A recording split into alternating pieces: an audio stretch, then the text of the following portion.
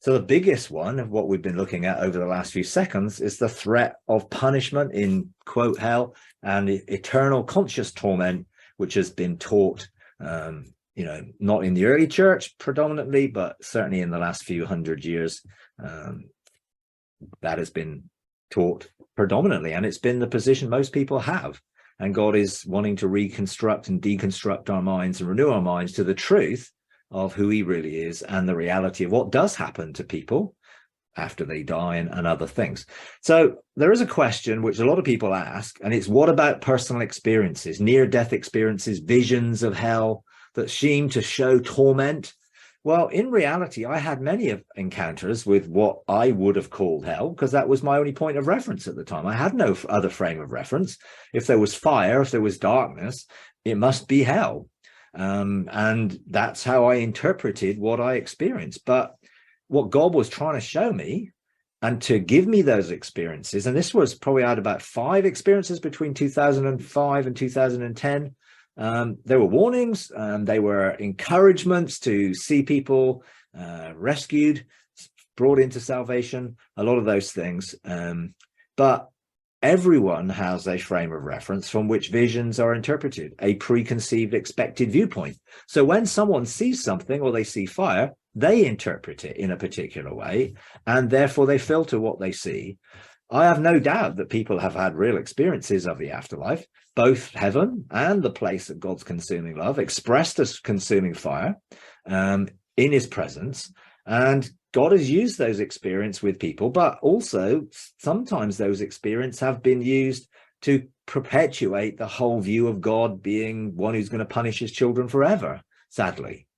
And ultimately what God wants to do is to see people rescued from that place. Now, everyone who's had one of those experiences, or everyone who's come back from a near-death experience, all came back, which gives us a great amount of hope that no one has to stay there.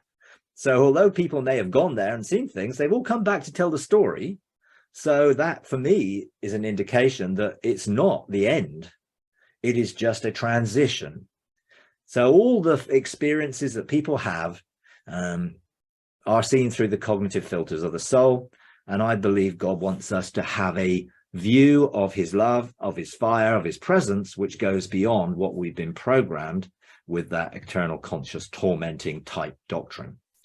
So if you believe in torment from a vengeful God, whether you know him or not, that's how you probably will interpret the experience of fire, or even sometimes darkness, because darkness, again, has been used to indicate, well, you're away from God, who is light. But the reality is none of those things in context or in reality are away from the presence of God. They're actually in the presence of God, but without knowing God. And that is extremely hard for people who may be conditioned one way or another by their upbringing, culture, or the religious doctrines that they may have heard or believed. And now they're in this place, they find it difficult to accept there's a way out, because they've been conditioned into there isn't a way out. Confirmational bias always exists. So if you believe there's not a way out, you don't believe that you can get out. And that even if someone comes and tells you you can get out, you have to overcome the unbelief and the doubt, which is why we're called to go and preach to those who are in that place to help them overcome the doubt and unbelief and the fear that exists and the self-inflicted torment and anguish of soul that they're feeling. My own experiences were warnings, and some of them were about restrictions and the enemy's deception of how he tricks people into that place.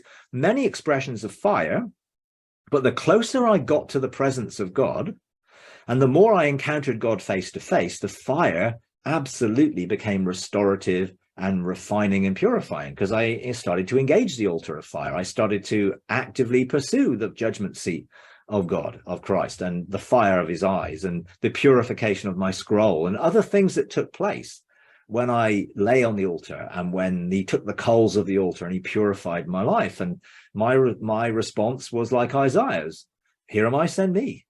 And I found there were missions and there were things that God gave me from that place of me surrendering to the altar, being willing to trust him to purify and transform my life, which were very powerful experiences and were very key in me moving forward in my relationship with God, and eventually realizing that fire is not a bad thing. and we don't have to wait until after we die to engage fire.